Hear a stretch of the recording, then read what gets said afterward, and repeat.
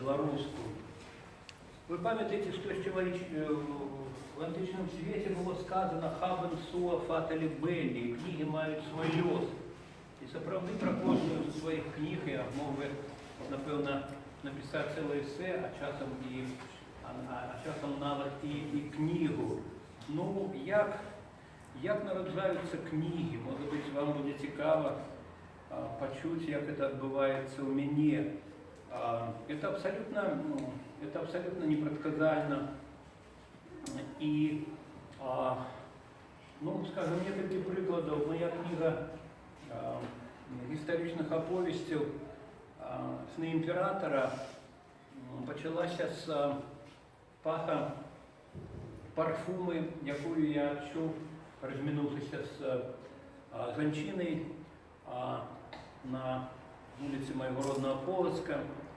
Я был в задумении, не запомню ее обличия, але этот пах так меня усхвалевал, что уже увечері почал наражаться сюжет этой оповести «Сны императора», где дзеянне отбывается в 1812 году у Вильни, Витебску, а затем праз некалькі гадоў на выспе Святой Алены, калі Наполеон Бонапарт уже у выгнанні зноў згадваў Беларусі, пісаў у сваіх нотатках, што там ён зрабіў фатальныя памылкі. Та повесть потым дала назву кнізе. Ну, яшчэ один прыклад, як нарадзілася моя кніжка эсэ «Божая коровка» з 5-й авеню. Я быў в Злучаных Штатах Америки, и якраз на 5-й авеню у спякотный вересень нью-йоркский на мою зеленую тенниску, видать, переблыкавши ее с газоном, села Божья коровка. Ось, она заползла в кишеню, не хотела меня покидать. Я ее спробовал выпустить, она отмовлялась взлетать. Я ее несколько дней нью-йоркских кормил тут травинками, кидал травинки. Ну, правда, покидать Америку она не погодила. Объяснится мы. Водяны, лясны, замшелый, малов яшчэ каліновцам. Усё як мае быць. Зорны, прывіды, самы пад колам, водянік з русалкой. Падымаешся на досвідку, ідзеш на млын, будзеш водяніка. Русалка не хоча прачынацца, водянік і русалка сустракаюцца, в сэнсе блізка сябруюць. П'яце ў траіх каву, кранаю супотай русалчыну руку, рука цёплая. Лепей пра гэта маўчаць. Водянік утопіць русалку, заадно і цябе. У млыне бела, рыпліва, завозна, касінеры ідуць без чаргі, на двоих 3 рукі. Як там было под мелавінамі? Четвертый день сіна лінія, затое со снегом. Выходит з млына, пишешь на снезе дрэннае слово. Табе падабаецца. Яшчэ 2 дрэнныя словы. Вось і першы радок. У млына зімовыя вакацыі. Самы накрыліся хвостами, прывіды не любяць морозу, водянік з русалкою греются под лёдом, хутаюцца ў русалчыны косы. Чаму ты не водянік? Сорока Соня читает твой радок на снезе, ухвально кивая, чистит сухие пёрки. Тихо всюди, глухо всюди, нешта будзе, нешта будзе. Муза прилетаю у вольеру, у сутонні, у брусничной сукенце, у брусничных панчосках, у празрыстых коронковых маяточках, маяточки летят на компьютер. Вядзеш музу до письмового стола. Там усё зазвычай адбываецца.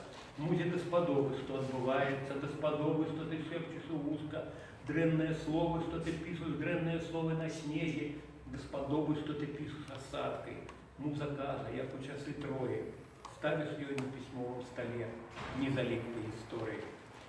У вольеры застаюцца тонкі водар спермы, нехранутая кава, хранутая пляшка чырвонага, павучок на томе Борхеса, закладка на мужчине з ружовой кавярні, майточки на мониторе, праз майточки светятся новины, приходят листы, ці мае Борхес email. Сорока Соня, Сокольча быццам ставили в одно место зладны ключик. Лист Софии. Табе присудили премию Олега. Олега болгарский классик. Ты ніколі не чув. Ставишь себе незалик по болгарской литературе. Олега Константинов. Народился в 1863. У год битвы белорусских инсургентов с российскими карниками под Миловидами, у Свиштове на Дунае, Вандровник, Палтузина псевдонімом найлепший пошибузук, у 34 засада на горной дороге, куля в сердце, остатние сетели. Сярод лауреатов премии Олега Генрих Бёль, Уильям Сараян, Марти Ларни, Василий Аксенов, с поважных причин никто не подъедет. Нават Марис Дрон. Калі верыць у памяць продкаў, дрону павінна сніцца вільня. Павінна ж там нешта сніцца, вспамінацца, чытацца, выпівацца, яшчэ колькі дзеяслова, якім кожны чуў дыханне ўсіх іншых. Узкія плечы настаўніка сцвярджалі сябе дужасцю.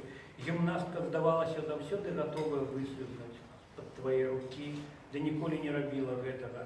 У кіяскёркі плечы чымсьці нагадывалі ейныя рукі, а ў залацістай здзіўлялі дзьмухаўцовай эфірнасцю. У такія хвіліны котка вандравала з плеча на плечо, часам асцярожна выпускаючы кіпцікі, што, як выглядае, замяняла для яе нашай абдымкі. Расціскаць абдымкі ніколі не хацелася, але законы танца былі вышэйшымі.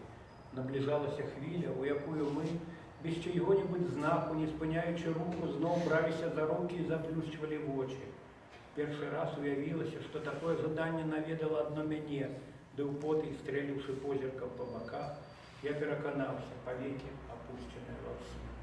Так мы рухаліся даволі доўга, і гэта была самая небяспечная частка танца, бо дах меў невялікую плошчу, аднак калі кола набліжалася да краю, котка падавала негучны сігнал, і ўсе на міг заміралі. Аднойчы настаўніка аддзяляў ад бездані вузкі рамчук бляшанага вадасцёку. Іншым разам адна ножка гімнасткі ўжо марна намацвала цвёрдую паверхню. Ніякага пярэпалку не ўзнікала, і мы пачыналі танчыць, пакрысе аддаляючыся ад магчымасці палёту. І нарэшце, у бязгучным суладдзі танца надыходзіў момант, калі мы адпускалі рукі і ўскідвалі ў неба, туды, адкуль на нас глядзелі зоркі.